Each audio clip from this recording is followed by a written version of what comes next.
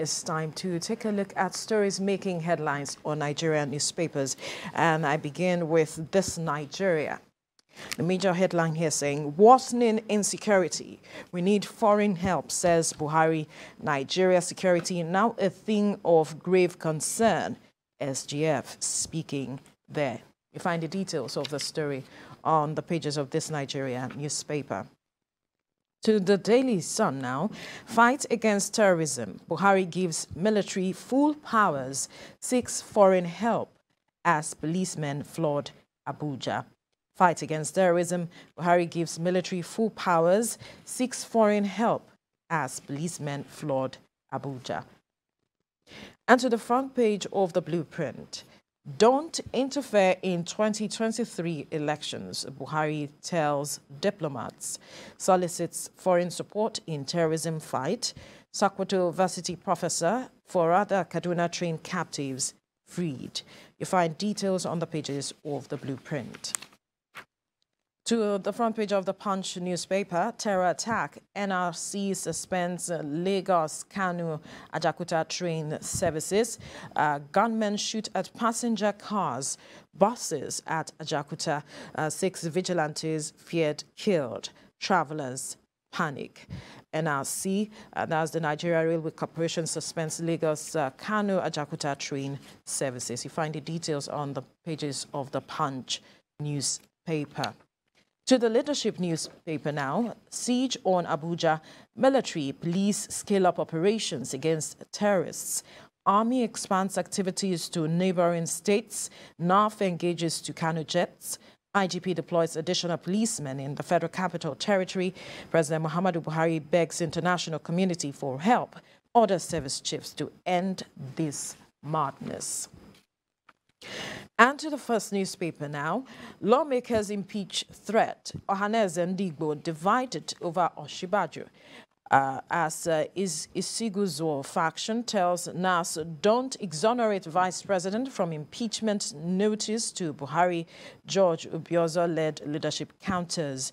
Imposters, charlatans behind calls for Oshibaju's sack alongside Buhari. You'll find all of the details on the pages of the first newspaper. All right, to the Nation newspaper now. Lagos, Kano, top registration. Ekiti, Bayelsa, Yobe, Gombe have listed voters. INEC begins cleanup of voter register. All of the details on the pages of the Nation newspaper. Mike? All right. In Business Day, he's talking more in the area of business. Business Day says weak Naira adds 548 billion Naira to Nigeria's external debt. That's what the Business Day has. Moving on to Daily Trust, it says travelers stranded as dollar shortage hits banks. And I can't access Forex to attend to my wealth abroad, to my health abroad. The patient is saying this. And fake applications are a nightmare. Some banks are saying this. We're tackling the menace. The Central Bank of Nigeria is offering that hint, or giving that hint there. Nigeria News Direct is next. It says Survival Fund. On Survival Fund, mixed reactions trail federal government's disbursement of 66 billion naira to 1.2 million MSMEs. Okay. Mixed reactions. That's the Nigerian News Direct. The Guardian newspaper says that the operational challenges hamper 5G deployment this month. Spectrum trading could be on the card. Recall that Nigeria was supposed to deploy the 5G network this month, towards the end of this month. But with this now, it's talking about the shift in the dates due to spectrum issues. Now, the national economy is next. Looming global recession threatens 3.4% IMF growth projection for Nigeria. That is what the national economy has in here.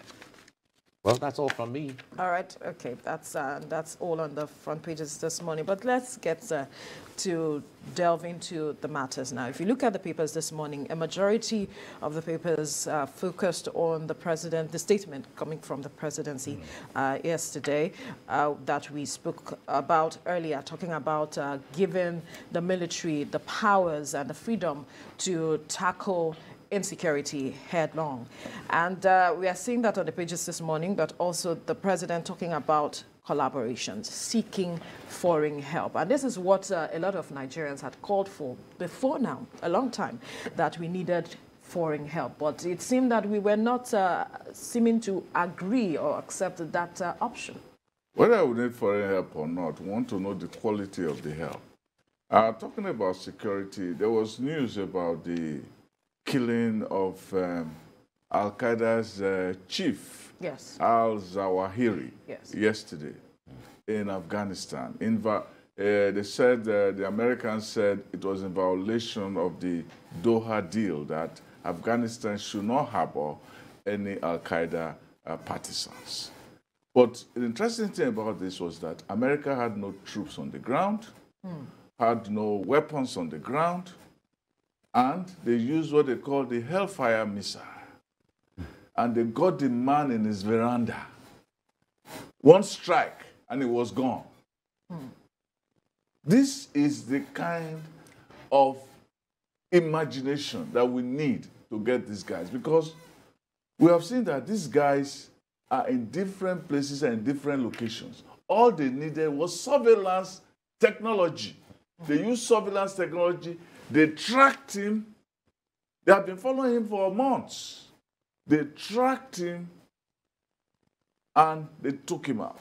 But the reason it took so long, because this man is usually in groups and undercover in the house.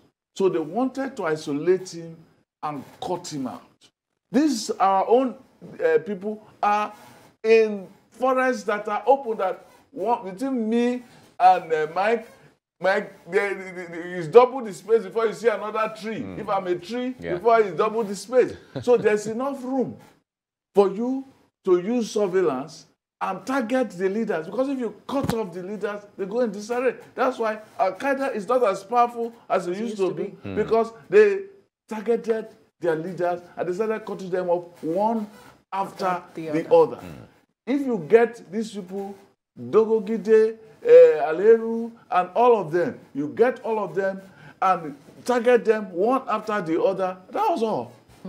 When you cut the head, the body flails. And then you discover that they have no shelter, and before they can regroup and get a new leader, you're already in their camps and you decimated them. So the point is that if Buhari says he has now given them free hand, maybe it is free from him, it's free from giving them marching orders, so they can march on their own. Whatever it is, there is no way you can fight this without using technology. Drones are there and they are available. We have spent so much money, and all you need is use precision. This is precision strike. This one is what they call smart weapons. They know you, they see you, they move, and when they get there and they hit, it's like a dog that can sniff a thief. Drugs, but and we even don't drugs. seem to have this technology as we speak. Well, we do. We do. Drones? We have drones. We have a lot of drones. The point there is, if you check the inventory of some of the weapons that are bought into Nigeria, and even some of the ones the Navy and the military and the Air Force have been making over the years, it tells you that we have all of those. Why are we talking about issue of freedom to work and freedom to perform? The point there is, all of these things are available. Why are we not using When them? it comes to the intelligence, do we know where these people are? We have it. Yeah. Do we know who is involved? We have it. Do we know who is sponsoring who? We have it. Right. See, the point there is, because of the realities of this bombing and killing and kidnapping and all of that, and terrorism on our land, sometimes we underrate the capacity of our security agencies. And when they are put to tests or put to the tests, anytime they go on any assignment anywhere in the world, they deliver. You see them in their element. That is their true element. That is the true element of the Nigerian security agent. But when they come back home, the story is usually different.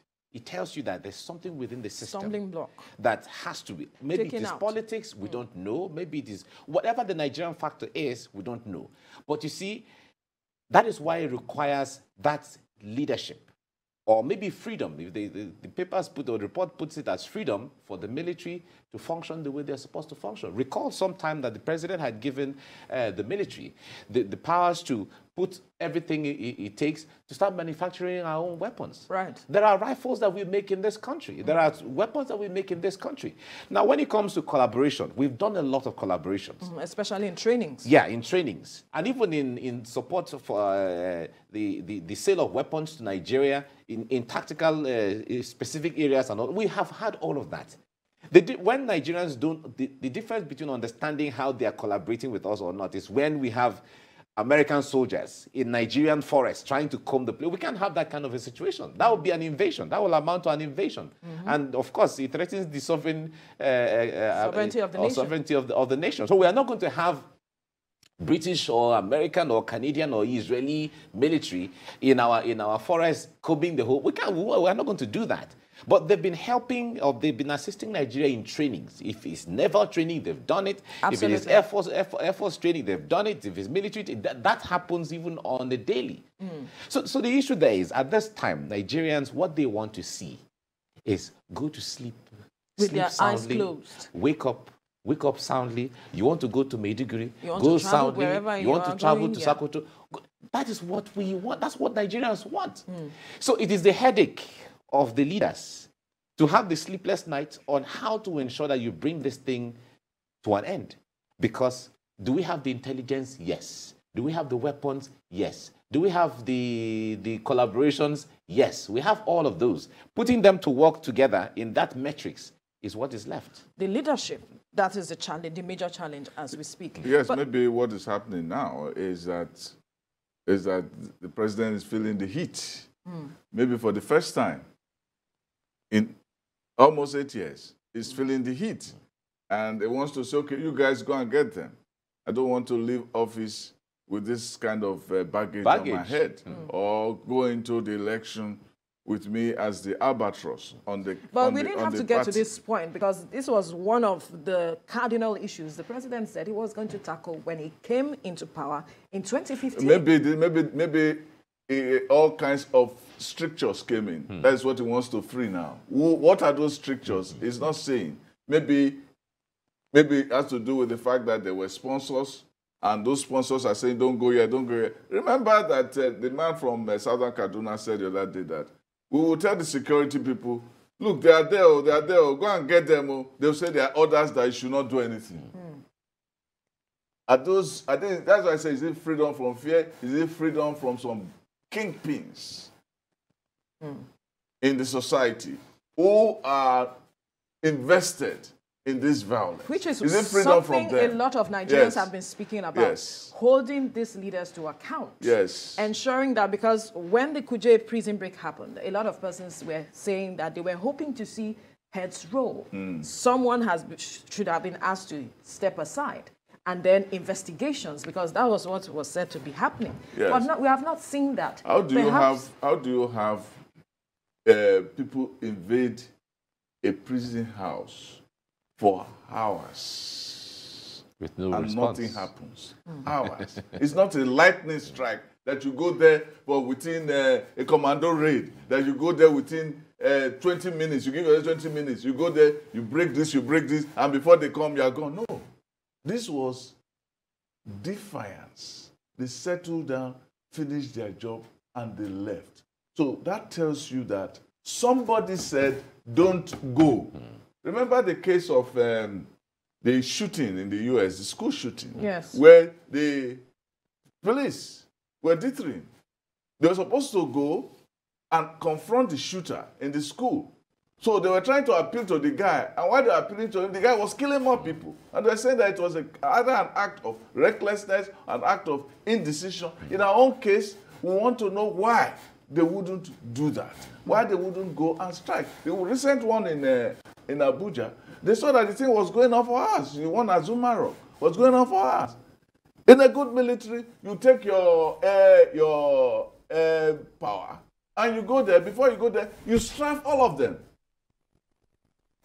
But there was nothing like that. There was no readiness. There was no strategic approach or sense to how to deal with this thing. So if they say that he has freed them, It should not appear, it should not be that, okay, we are free you to fight, then you just go there like zombies and just shooting. And no, there must be a strategy. If there's no rhyme and there's no rhythm, there will be a disaster. Right, and hopefully that's what a lot of Nigerians are hoping, that with this statement we'll see something different that would, help the confidence of Nigerians towards the government tackling insecurity in the country.